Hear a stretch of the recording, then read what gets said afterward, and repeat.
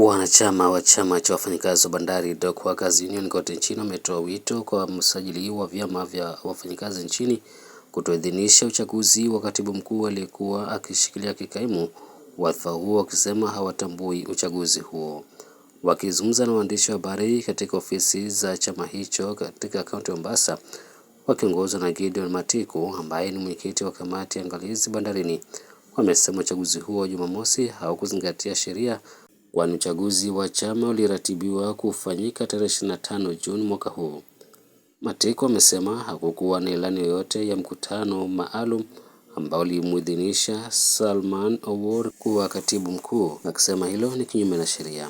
Tumemweleza Registrar of Trade Union kuwa ule mkutano ambao amepelekewa ripoti kuwa uchaguzi wa Dock Workers Union ulifanyika, pale hakuna uchaguzi ulifanyika.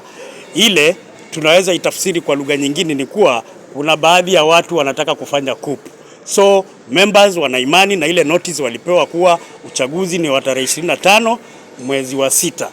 Ujumbe kwa Registrar of Trade Union ni kuwa ni wazi kuwa ushaelezwa na unajua vizuri kuwa hakuna uchaguzi uliofanyika. So any action ambayo itatoka katika ofisi yako, either uregister watu ama utoe extract, we don't recognize that. That one is null and void.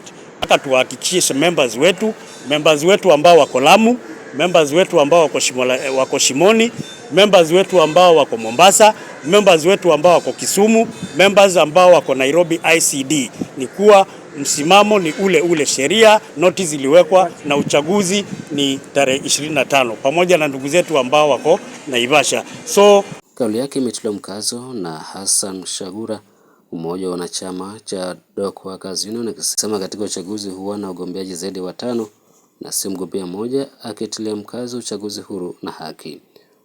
Kweli pale mali imefanywa ni coup, sio election, tumefanyiwa coup. Kwa hivyo sisi kama members tunaipinga hiyo, na tumeandika objection yetu na imefika kwa registrar. Mpaka sasa hatujapata jibu, na vile tunasikia kwamba watapewa extract, hatukubaliani naye kama members, because baada ya tangu 1956 after every 5 years tunafanya election. Hatujui hii ambayo inafanywa kwa aspirant moja. Katika SG kuna aspirant karibu 5-6.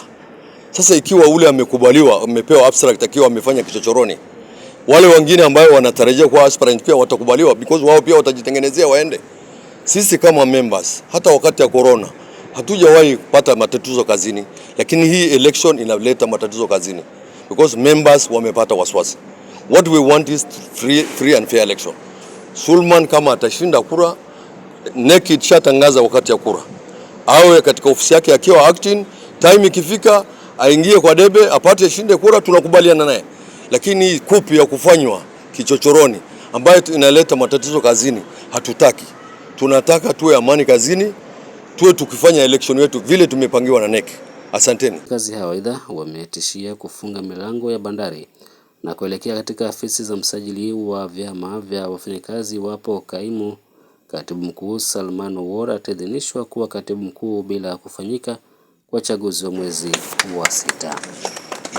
Tangu chama cha Dock Workers Union Giant Union iboniwe 1954, kila 1956 baada ya 5 years tunaenda katika election. Huu Salman Awor mlango ambao anataka kupitia sisi hatujui.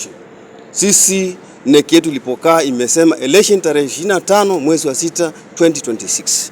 Na hivi sasa tunaambiwa hako Nairobi kwa mwanamke ako kwenye ofisi ya Trade Union Ringsa ambao anaitwa Hana tutakwambia kwa sahihi sisi ni wafanyikazi wa KPA. Ikiwa hiyo kitu utaisign, tutafunga milango yote ya bandari tuje Nairobi, kwa sababu ni haki yetu unatunyima. Kwa sababu hivi sasa kuna aspirant ambao saizi watu wametumia pesa zao wakitaka kuja nini kusimama tarehe 25 mwezi wa 6. Leo unapatia Salman Awor certificate ya kazi yake, na hiyo ni haki yetu. Kwa hivyo ikiwa utampatia na utasaini hiyo kitu, sisi tuko tayari tufunge mlango ya Kenya Post Authority tuje katika trade office Nairobi.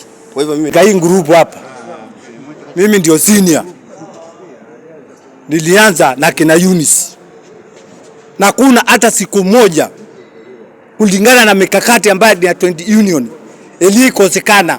Kwa nini? Huyu bwana alikuwa ameita members.